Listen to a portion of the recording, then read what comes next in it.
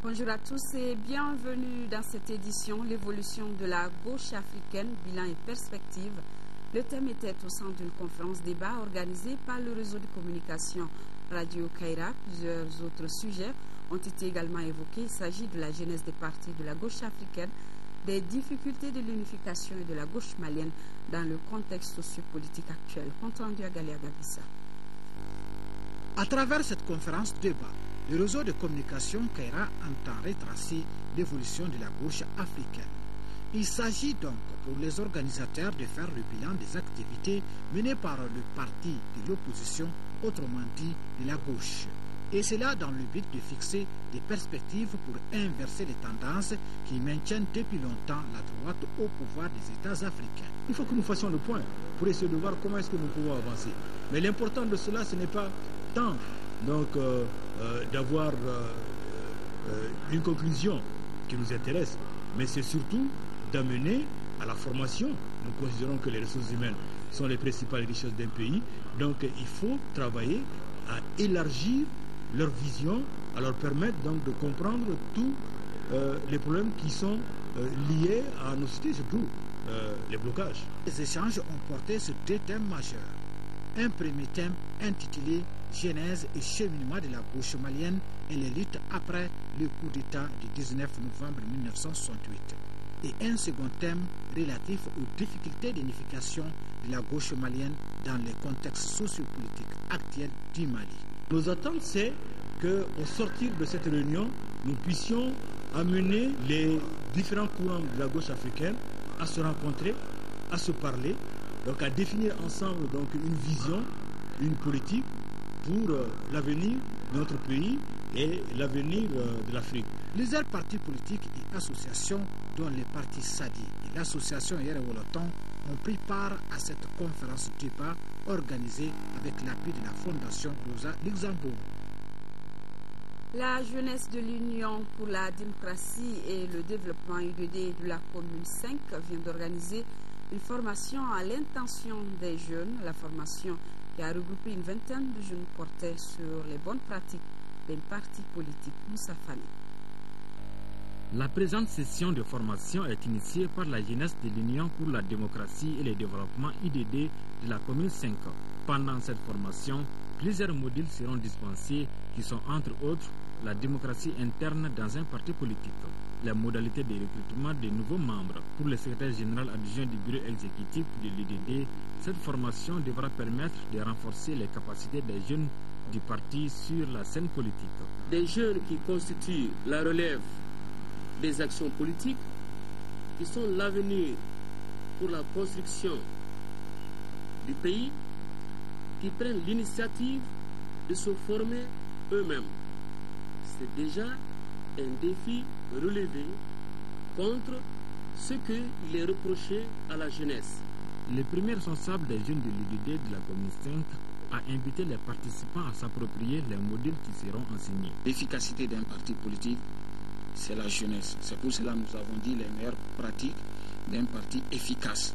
Les meilleures pratiques, il faut toujours passer par cette jeunesse qui, dans le futur du pays, a une responsabilité lourde.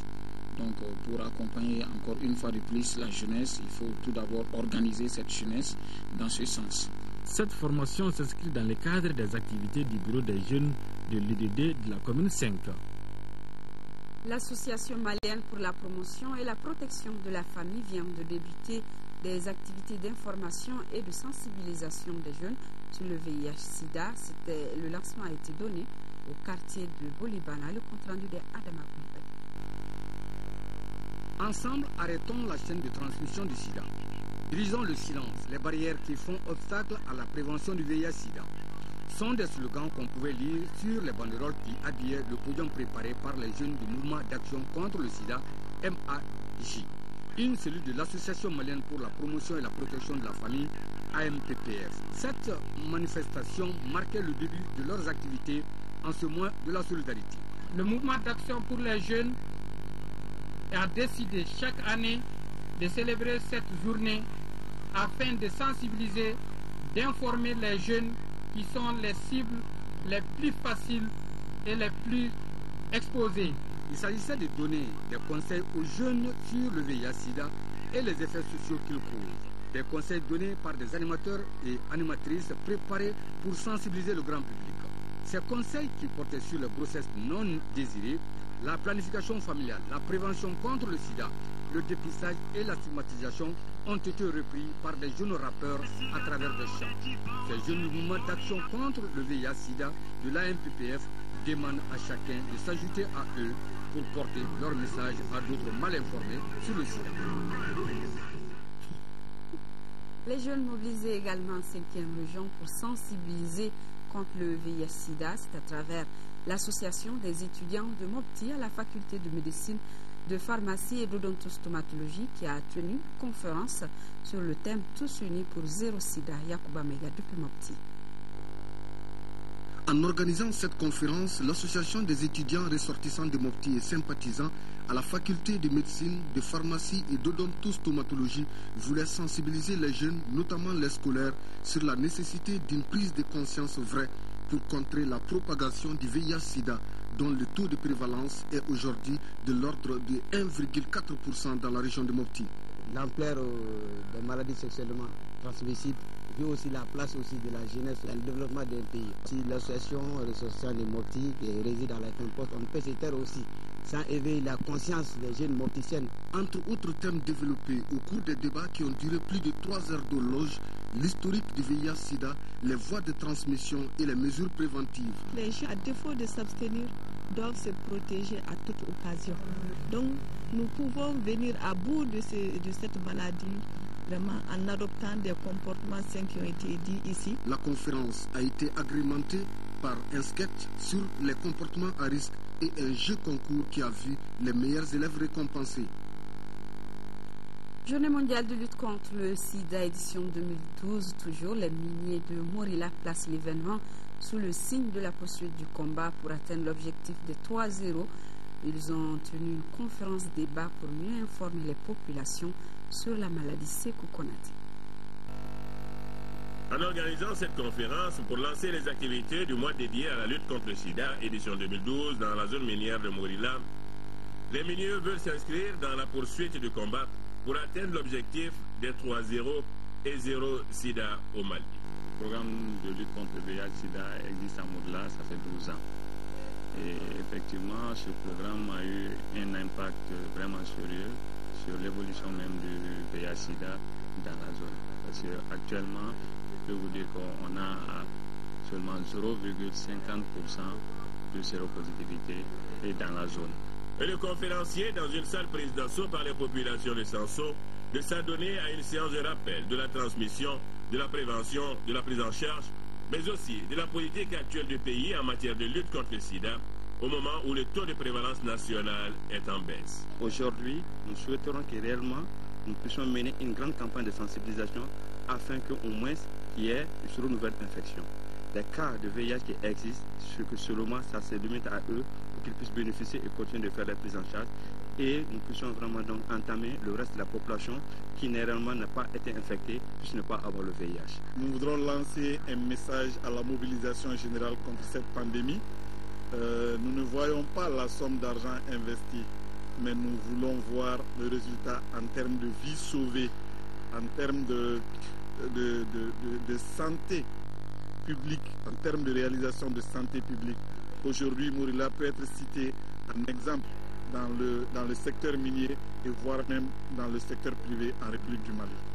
Des témoignages comme ceux de Diara Noumousso Mariko ont été des moments forts de cette conférence qui a enregistré la présence des autorités locales et communales de Sanso. Actualité africaine en RD Congo, les rebelles du M23 ont quitté Goma après 10 jours d'occupation. La ville est désormais aux mains de la police congolaise. À travers les champs de guerre, ils expriment haut et fort le sentiment du devoir accompli. Avant de se retirer de Goma, les rebelles du M23 attendent les dernières instructions de leur chef. Muni de son bâton de commandement, le général Sultani Makenga arrive sur le lieu du rassemblement. Il confirme le redéploiement de la rébellion à 20 km de la capitale de la province du Nord Kivu. Mais à ces hommes, il demande de rester vigilants jusqu'à la fin des négociations entre le M23 et le président congolais Joseph Kabila. Nous aimons la paix. Nous aimons la paix, c'est pourquoi nous étions venus dans cette ville. Nous sommes en train de la quitter parce que nous voulons la paix, mais si le président Kabila ou quelqu'un d'autre nous provoque, nous reviendrons. Tout ira bien s'ils acceptent nos revendications. Après le rassemblement, les rebelles prennent place à bord de plusieurs camions donnés par l'Union européenne. Puis dans le calme, ils quittent Goma après 10 jours d'occupation. Aussitôt, quelques centaines de policiers se déploient dans la ville, au grand soulagement de la population. Je suis très heureux de voir des policiers congolais. Je suis congolais, je suis très heureux.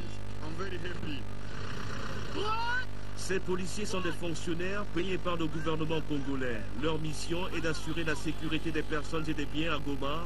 Ils devraient être rejoints dans les prochains jours par des soldats de l'armée régulière. En Palestine, l'impact psychologique de la guerre sur les enfants de Gaza est énorme.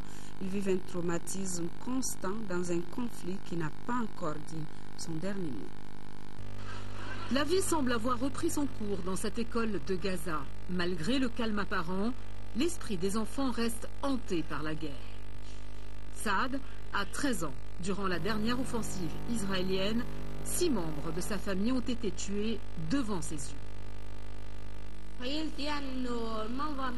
Quand je pense à cette scène, j'ai la chair de poule. Au fond de moi-même, je m'imagine à leur place, avec des gens tout autour qui regardent mon corps sans vie. C'est très dur. C'est vraiment terrible.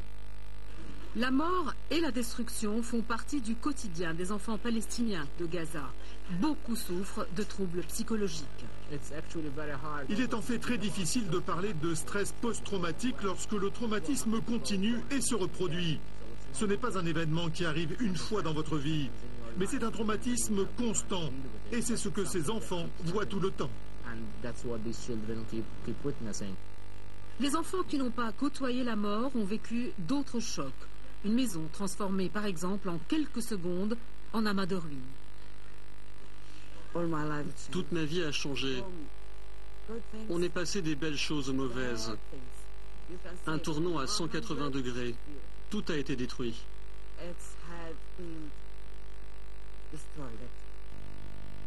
Plus de la moitié des habitants de Gaza a moins de 18 ans. Des jeunes qui vivent au cœur d'un conflit qui continue de laisser des traces. Retour à l'actualité nationale, aider l'État à prendre en charge les frais des aigles pour les campagnes 2013. C'est le but principal de l'opération Soutenons les aigles, initiée par le ministère de la Jeunesse et des Sports. Elle a été lancée ce week-end. Les sommes collectives vont aider les différentes catégories de nos équipes nationales de football et de basketball qui seront sur la scène africaine et mondiale. Le reportage de la soirée de lancement avec Abdul Karim Kaba. Le sport en général, le foot et le basketball en particulier, est un facteur de rapprochement et de cohésion. C'est fort de ce constat que l'opération Grande Collecte de fonds a été organisée. Malgré la crise que connaît le pays, les différentes disciplines œuvrent nuit et jour pour rehausser le nom du Mali en Afrique et dans le monde. Cette collecte de fonds s'adresse à tous les Maliens qui veulent aider les aigles pour la victoire lors des compétitions de 2013.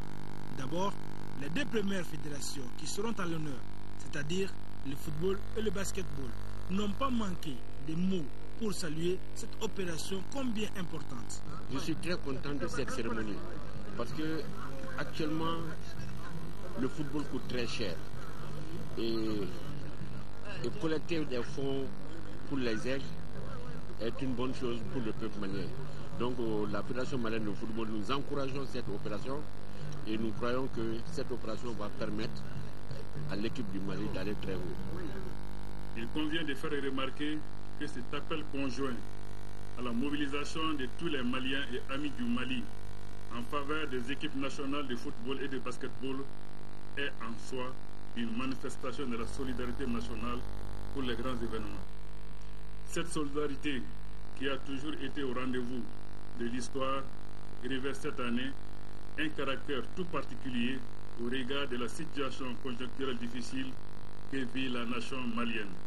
Pour la gestion des fonds récoltés, le ministre de la Jeunesse et des Sports rassure. Les fonds mobilisés seront gérés dans la plus grande transparence. Il y va de notre crédibilité et de votre engagement pour le futur. Pour bâtir l'édifice, la contribution de tous est vivement attendue. Cela commence par un soutien inconditionnel aux initiatives que nous allons entreprendre dans ce sens, à commencer par la présente opération. Les stratégies adoptées pour l'opération sont les téléphones mobiles à travers Orange Money et les dons. Sport football éliminatoire CAN Cadet, les Aiglonnais n'iront pas au Maroc l'année prochaine. Ils ont été éliminés hier après-midi après leur défaite face au Nigeria qui les a battus à domicile 2-0. À l'aller, les cadets nigérians s'étaient imposés par le même score. Aldumatina nous fait le compte-rendu de la rencontre. Après la qualification des Aigles et des Aiglons aux prochaines phases finales, il restait maintenant aux Aiglonnais d'emboîter leur pas.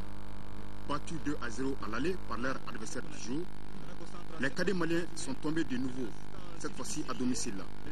Si avant le match, les nôtres avaient promis un sursaut d'orgueil pour s'effrayer le chemin du Maroc 2013, ce fut en revanche une toute autre prestation, en dessous des attentes. Tout au long de la partie, l'équipe malienne est apparue incohérente, mal organisée et fébrile pour contrarier la formation nigériane. Se sentant comme dans leur jardin, les cadets nigérians se procurent bon nombre d'occasions. Isaac Succès, le bourreau des Aiglonnais après plusieurs ratés, marque finalement l'unique but de la première mi-temps. On était à la 21e minute. En deuxième période, les Nigérians dominent copieusement la rencontre et inscrivent un deuxième but par Bernard Bolbois. La réaction timide des Aiglonnais ne changera rien au score. Comme à l'aller, le Nigeria s'impose 2-0. Ce soir, le Nigeria était à tout point de vue supérieur à cette équipe malienne. Bon, je ne l'explique pas parce que le football des jeunes, vous avez vu comment les buts là sont venus, des buts faciles, et on aurait pu prendre même plus de 2-0, personne n'aurait crié au scandale. Alors j'imagine que vous êtes déçu. Je suis très déçu, mais bon, je pense aussi que peut-être l'équipe ce soir a produit ce qu'elle pouvait produire. Bon, c'est la grande déception, mais quand même c'est le football. La CAN des cadets, prévue au mois d'avril 2013 au Maroc, se disputera ainsi sans le Mali. C'est la fin de ce journal. Prochain rendez-vous 18h et 20h, une présentation de Ndeye Sissoko. Je vous retrouve, s'il plaît à Dieu, demain à 10h. Restons de cœur rédaction avec nos parents des régions occupées. Ne les oublions pas surtout. Bon appétit à tous.